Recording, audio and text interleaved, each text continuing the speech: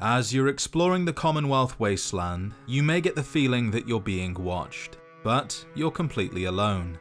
There's no one there, and while that feeling of being watched subsides, it never fully goes away.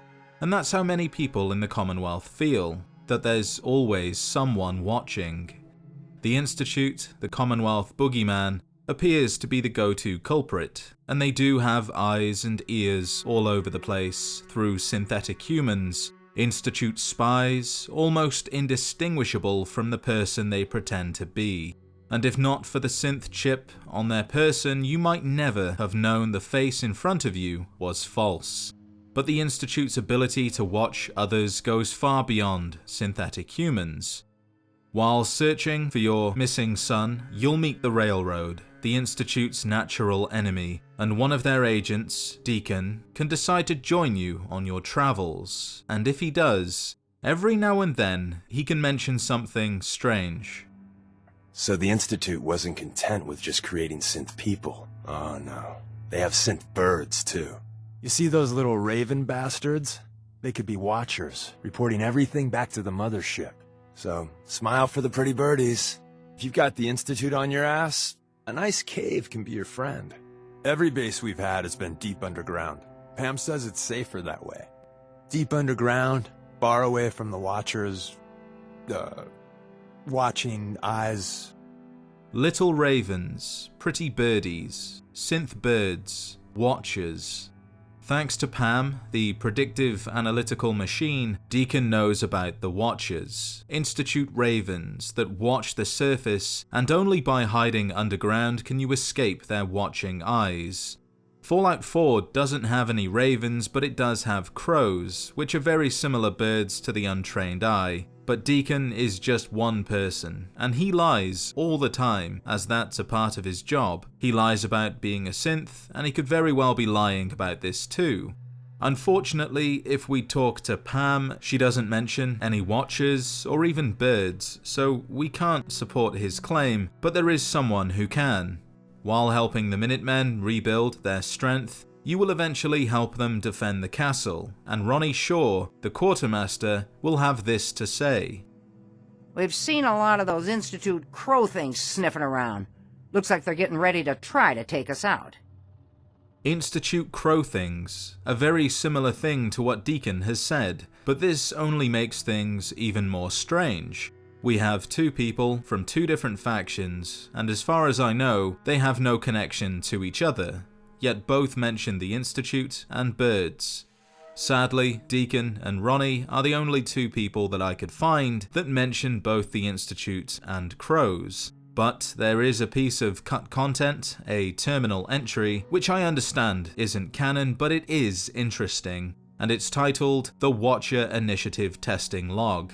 The interesting thing here is the mention of watchers and units being deployed in Diamond City. No mention of birds, but Deacon has called birds watchers, and Justin has mentioned Diamond City. And if we go there, we can find many crows harmlessly sitting atop the power lines and rooftops, just being birds. There's nothing unusual about them, and we learn nothing new from these creatures. But we do have a name of an Institute scientist. Justin Ayo. Yes, it was during a piece of cut content, but Justin remains in the game, and he can be found inside the Synth Retention Bureau. But again, we are halted in our tracks, as Justin says nothing about watchers, crows, or birds in general. At least not until the directorate meeting, where he will say this. Excuse me, but what exactly is he doing here? I will address that issue. But there are other subjects that require our attention first. The level of unrest in the Commonwealth continues to rise, as we're all aware. Your report. All Institute facilities remain completely secure with the exception of one notable breach. Otherwise, internally things are as tight as they've ever been. Dr. Ayo has been keeping an eye on things topside. Yes, Watchers show no additional threats beyond those previously identified. So there it is. Watchers do exist. We heard it directly from an Institute scientist. But there's still no mention of watchers being birds, specifically crows. Only Deacon and Ronnie have made such claims, Pam too if we believe Deacon, which I do. and the reason for that is because of what we can find in the Synth Retention Bureau. Upon entering the area, there's a room to the left, a control room of sorts, and at the center of this room is a large map of the Commonwealth, and throughout are several monitors, tiny blue screens which show several points of interest, including Diamond City, and interestingly enough, they all appear to be taken from a bird's eye view. These images are sometimes difficult to see, and I do apologize, but the most damning piece of evidence that confirms that Watchers are crows is the image of the chapel with the sign pointing to the mayor's office. If we go to Diamond City and recreate this image as best we can, and slowly zoom out, we eventually come to a murder of crows, silently roosting atop the power lines while sending images back to the Institute. And these crows are said to monitor threats, but that's not all they do. They also monitor experiments taking place on the surface, and these are mostly of synths replacing humans, but one experiment, which I would argue is the most important, is what would a person from the old world do in this new one? I am of course talking about the sole survivor of Vault 111, who stepped into a world they were vaguely familiar with, but still alien at the same time. And like a bad dream, they walked the streets and asked whoever they could if they could help them find their lost child. It's important to note that these places they inevitably go to can all be seen on the monitors, taken from a bird's eye view.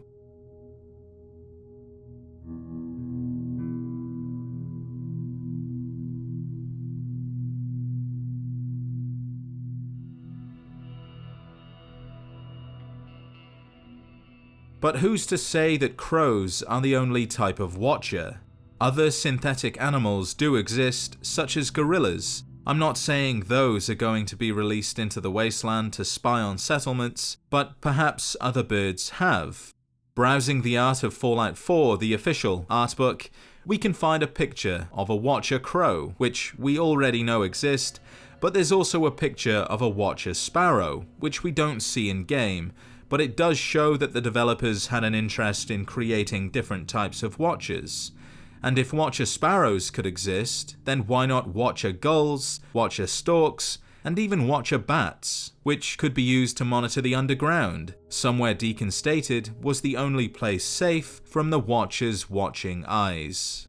And speaking of eyes, both pieces of art depict watchers with red eyes, which would have been a great way to discriminate watchers from natural birds. But comparing crows, they are all identical, and the red eyes can only be seen by clipping through their models. Meaning either we aren't meant to know which crows are watchers, or worse, all crows in the Commonwealth are watchers.